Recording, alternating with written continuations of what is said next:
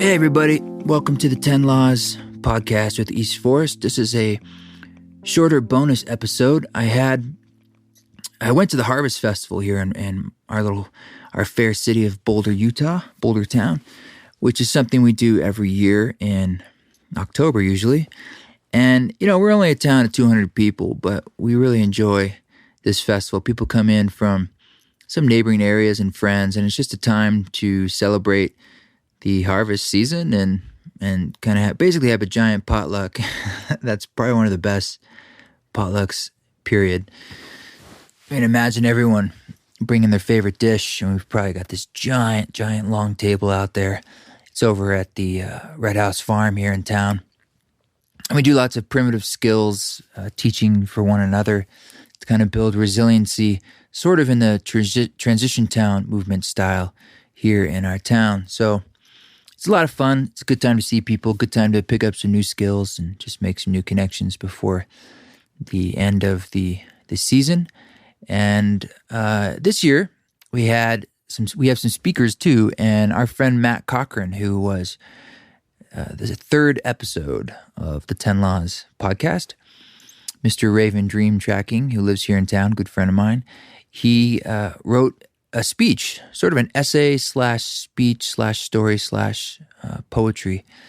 And it was really beautiful. So we were sitting around the fire and I said, we should record that. So he came over and we had a chance for him to put it to tape, and I put a little music behind it, and that's what I'm going to play today. This is Matt Cochran's keynote speech from the Boulder Harvest Fest. Just super brief before we get into that, I just want to thank, I noticed a couple reviews came in since the last podcast. Hope you guys enjoyed that meditation. Country Kelly said, it's one of my favorite podcasts, and I look forward to enjoying it each week. I greatly appreciate this new story, East Forest. And thank you so much for writing a review, especially on iTunes, just popping down and just typing in a few sentences. You can say whatever you want, and I'll probably read it here on the air. You can also just send in your questions and comments to info@eastforest.org, because it really helps. It helps me know that it's resonating, and it helps other people who might want to check out this new story actually click on it and see what's up. But I'm taking off on Thursday this week because I'm heading out to Colorado. I hope to see you guys if you're out in that area. I'll be in Durango on Thursday and Denver on the weekend, and Grand Junction too. So those are East Forest ceremony events, and I think the one in Grand Junction's more of a concert. I'm giving a talk for the suicide awareness function they have going on there, which is it's important, dear to my heart. So anyway, I'm looking forward to getting out there, especially to Colorado. I haven't been back since being there with Trevor Hall about a year ago. So please do tell your friends. And otherwise, big news on my end is that I sent the tracks for the Ram Dass album off to mastering yesterday, which is like a huge milestone. For those of you who know about music making, you'll totally get what I'm talking about. And those who don't know what mastering is, and you're like, what the hell are you talking about? It's kind of like the last step in making the music. You do all this stuff to record it and mix it. And then at the end, you do what's called mastering, which is sort of like a final pass to do all sorts of little EQ and tricks to kind of get all the tracks to sit together and to sound good, ideally on all different systems, people's crappy earbuds to super hi-fi systems. But as you can tell, it's because it's that final touch you do on it, it's super important, and there's no one way to do it. It's a matter of taste. There's infinite ways. And you often have somebody else do it, or not. I mean, I like to, and that's just pretty standard practice, because you're kind of getting fresh ears on it, and you're getting someone who hasn't heard the mixes up to this point. And for myself, you can get too close to it, and you lose perspective, and it's really hard to figure out how to take it from that last step to its final place. And so I often send it off to a mastering engineer, and that's a really, really important person that you select, and that relationship you have with them, and their matter of taste and their skill. So it's very nerve-wracking, but it's also very exciting because it's a big milestone of sending that stuff off. So I'm looking forward to that process.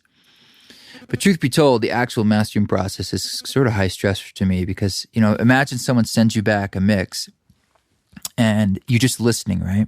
And obviously it's going to sound potentially a little different, but you have to figure out what's different, if you like it, if that's consistent across systems, and then translate back some notes, typically, obviously, with words, saying, I think it's a little too warm, or the 800 hertz is a little weak. But you also want to be correct because, these words are just representing feelings and they're representing actual knobs that they're going to turn over on their end. And you don't want to screw it up. You don't want to say something that's wrong or incorrect. So it's sort of like poetically conveying a message in notes that is, it's tricky. And it's high stress for me because you're recognizing that these are the final things you will do, and that will be the record of the record, so to speak, that will live for time immemorial. But it is exciting, and I have a lot of gratitude that the process has gotten to this place and that things are moving along. So I'll keep you updated on that. And also, I also noticed there are a couple more signups for the Esalen retreat, which is super exciting because I just don't want you to miss out on this. If you have the opportunity to duck away the weekend before Thanksgiving, November 16th through 18th, pop in on a Friday, grab the shuttle, come down to Esalen, hot spring it with us, dive into some deep meditation and music experiences, lots of music, obviously, and overlooking the Pacific Ocean, Big Sur. Oh my God, it is so amazing and powerful and nourishing. So if you're feeling that calling, I'm just here to give you that little push to say, check it out, sign up. All that, the live dates, Esalen, all that stuff's at eastforest.org, and click on the appropriate tab. So let's get into this. It's a beautiful day here in Boulder. This was a few weeks back when Matt Cochran gave this speech, and sit back. It's like sort of like a little poetic radio play. This is Matt Cochran at the Harvest Fest. I'm not going to do an end tag after this one because this is just sort of a little bonus episode. And the music you're going to hear in there is from all sorts of different things. The background music, it's there's something that's actually from my old podcast that's now defunct. That's another story for another time. There's another piece at the end I really like that was actually a soundtrack for a short film that I would like to actually release at some point. And there's something else. There's a couple other things in there, some music. Anyway, I'm probably talking too long. This is Matt Cochran. Enjoy.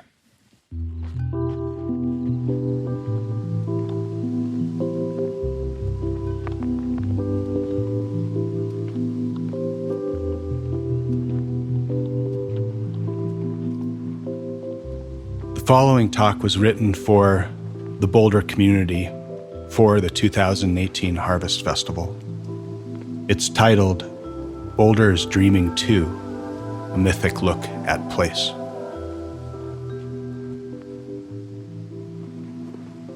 From a raven's point of view, feathering about high in the blue sky, the town of Boulder has a curiously beautiful shape.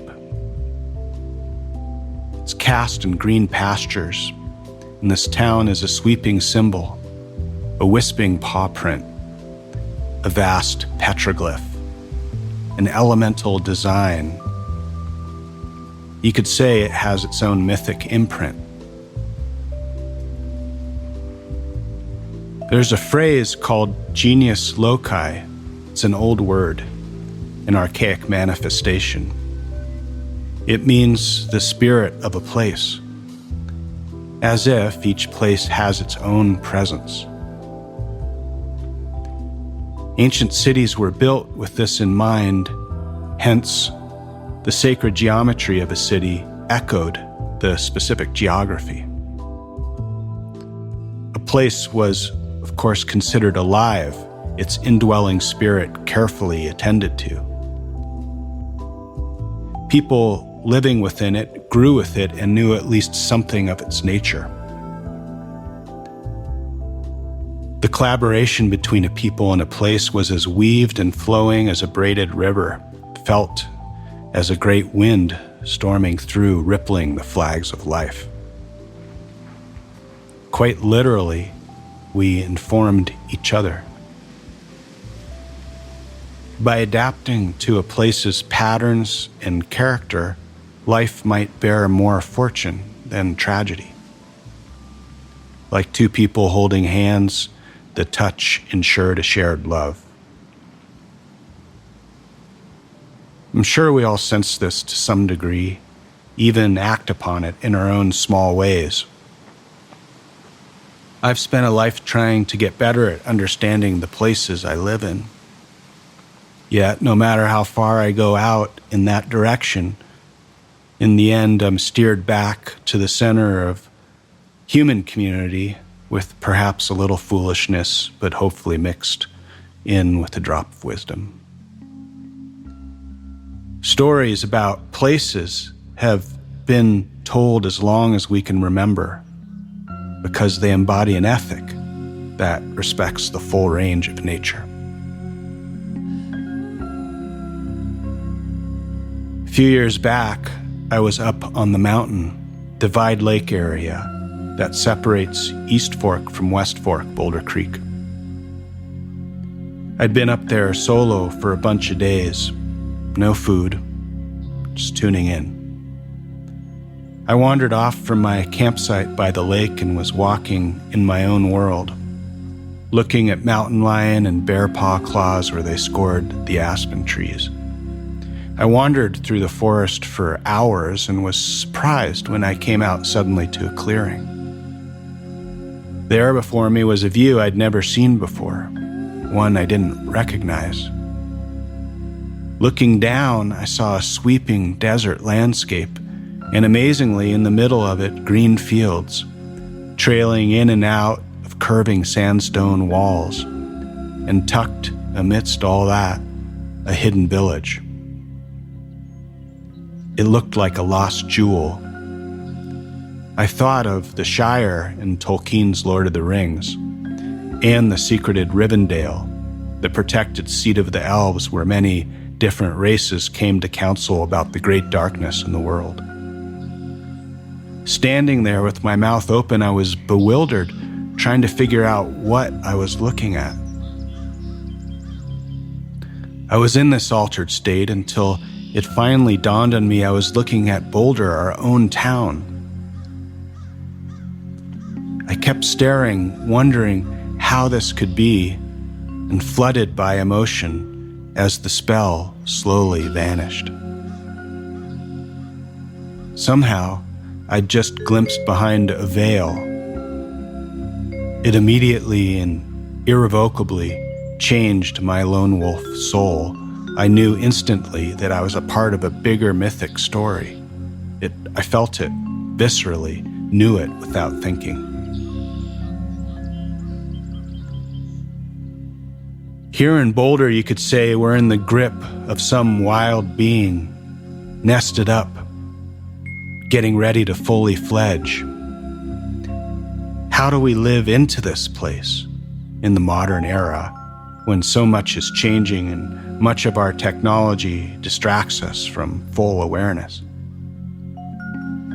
How might we include each other and this place into our sensibility and idea of community? It has to be more than a political fight or growing food or caring for a piece of property. More than a town hall meeting, moving cattle, or supporting each other's businesses. After all, a relationship requires tending, and of course the desire to get closer needs to be present. Open our senses further to another, and along with vulnerability and fear may come a deeper sense of belonging.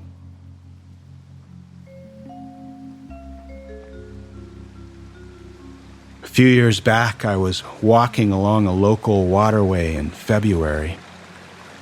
Cold, clear blue, and silence. Rounding a curve in the creek, I came across a cat on its side as it was leaning lazily over the bank, playfully trying to catch air bubbles flowing beneath the iced edges of the waterway. I crouched so as not to scare it, but of course it sensed me anyways. Ever so slowly raising its body, she turned her head eyes sweeping past my stillness, then returning until they locked with my own. Startled, I realized she wasn't a domestic cat, not even feral. The tufted ears, the rugged striping, the piercing eyes itself told me a different story. Her head turned away from me in the same slow motion, and then, like an arrow released from a bow, she suddenly flew away, running upstream into the brush faster than I could blink. It was only then I noticed her white stubbed tail, a bobcat. A week later, I was walking near that creek again, snow now dusting the grasses and blanketing the north sides of the Navajo sandstone. I heard ravens calling behind me, smiled as I saw them dive and soar up on the ridge from a lone pinyon pine. Then below, running effortlessly through the snow upslope, was a sprinting cat, its thick fur paws splayed out like snowshoes, and of course the ravens plunging and hooting at it, but the bobcat again in her element.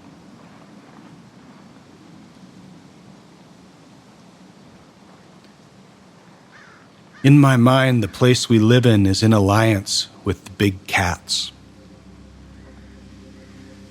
In winter, I've run dream groups here for years, listening to the stories that come to all of us as we sleep. I consider it an old kind of wisdom. And not long ago, many people in town were dreaming about mountain lions. Mountain lions were also literally showing up at the edges of town.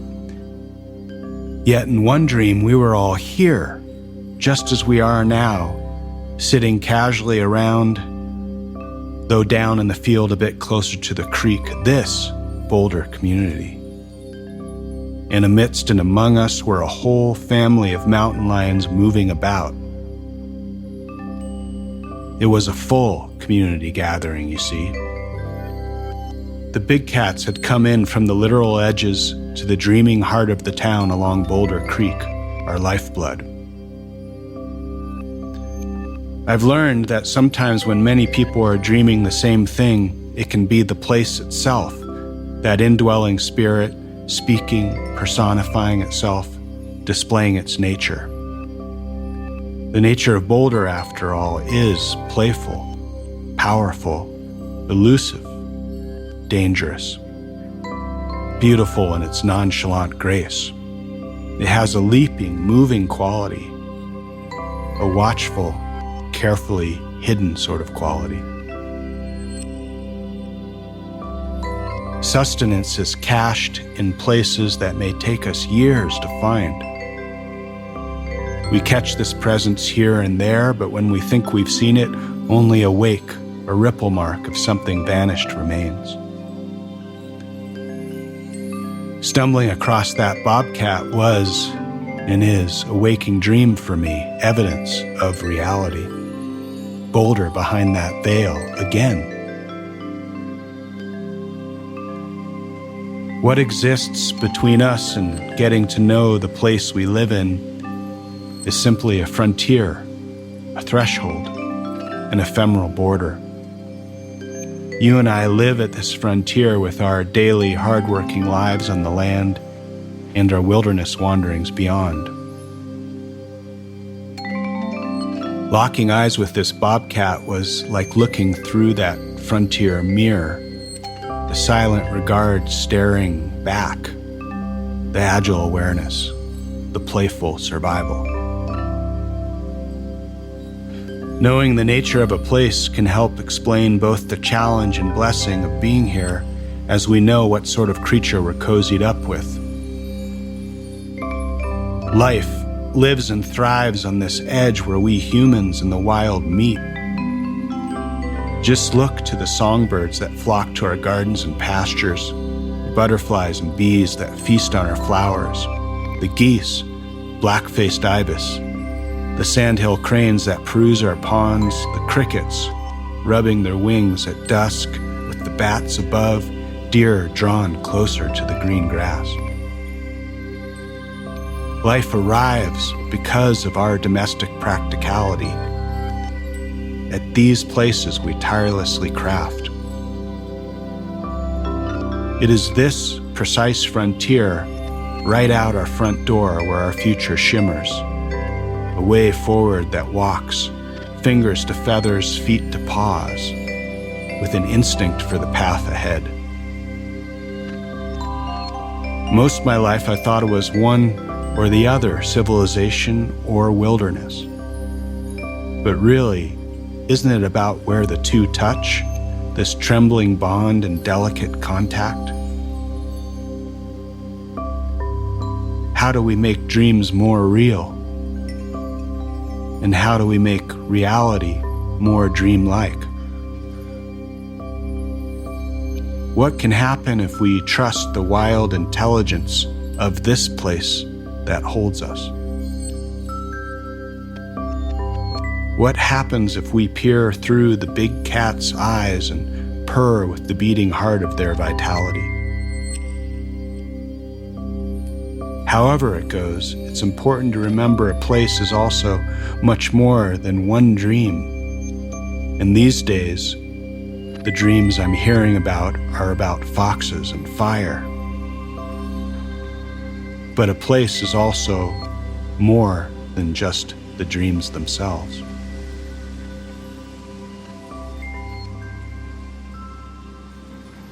A few years back, one brilliant spring, I saw on the broad height of Durfee Mesa a huge face, a watcher in the rock. Two eyes inset as high alcoves. Below, a great downturned mouth as if sad, staring west, catching every sunset. All this set in the Navajo sandstone. Summer monsoons bled off the red siltstone above, staining the sandstone below, giving the watcher tracks of tears trailing down. As the watcher watched the world, so I watched the watcher. Compelled one day, I took 2 purple quartz crystals and climbed up his sad and solitary wise face. 200 feet up, I placed one crystal in each eye, a purple radiance catching that last fire of the day. It was a simple gesture done unthinkingly. Later, in early winter, with a blanket of snow, I saw the frown was upturned at the edge, a nuanced smile I'd missed. I later learned Grant called this face the smiley frown because from a different perspective, further up Lower Boulder Road, you can see his perfect half smile. And a few springs later, ravens nested in his left eye like a rowdy wink. The watcher in the rock became more to me than what I first perceived.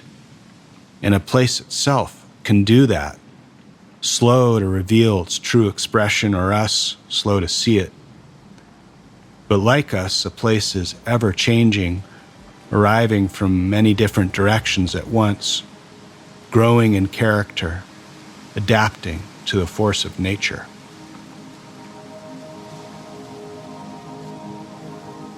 To live into a place is to understand its complete geography of presence.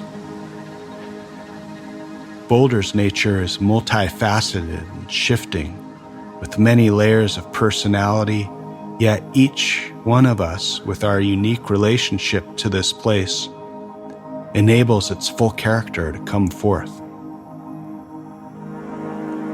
The tragedy of the modern world is not just our separateness from nature.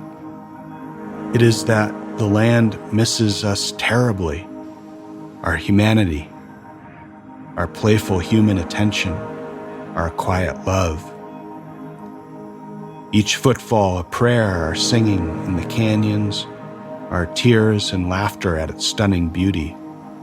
This has been forgotten, this deep weave of sentience. Where does a place begin? And where do we end?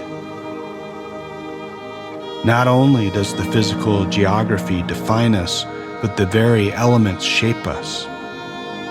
These mountains are at our backs. These canyons are at our feet. The water itself, Boulder Creek, Deer Creek, Bear Creek, Sand Creek, Sweetwater, sing us together just by moving through. We're windswept, infused and washed by fast-moving storms. The land reveals us in a lightning flash, while the elements erode us into who we are. This is nature's attention. Can you live with this soft, sedimentary awareness, the patterned land always speaking and vanishing on your periphery as you plant the seeds, change the water, feed the animals, raise the children, build your home? If we keep sharing our stories of the land with each other, won't we come to know ourselves better?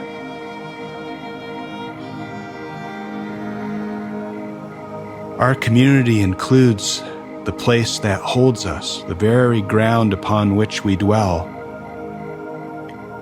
We are always in this collaboration of human and wild, witnessed by stars. We have nothing to lose by moving closer, and in fact, everything to gain. See, this land speaks in whispers, and there are pathways too intricate to imagine that can lead us into an unimagined and thriving future, no matter the uncertainty of the world. What happens when we stretch out our black feathered wings and fly across the frontier, or leap quick as a mountain cat across the high ledge? It's a mythic territory out here. Isn't that why we came? But it's also a mythic territory in here, our hearts. Let's see where these two stories, inner and outer, walk together and carefully follow the tracks into a seamless future.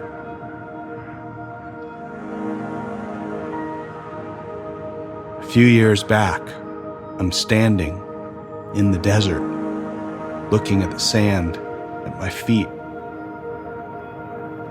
I look up. A raven sweeps down in that graceful, arching way, wings spread, its obsidian beak like an arrow right between my eyes. I fall back and wake up from a dream.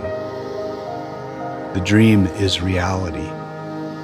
And be aware, because Boulder is dreaming too.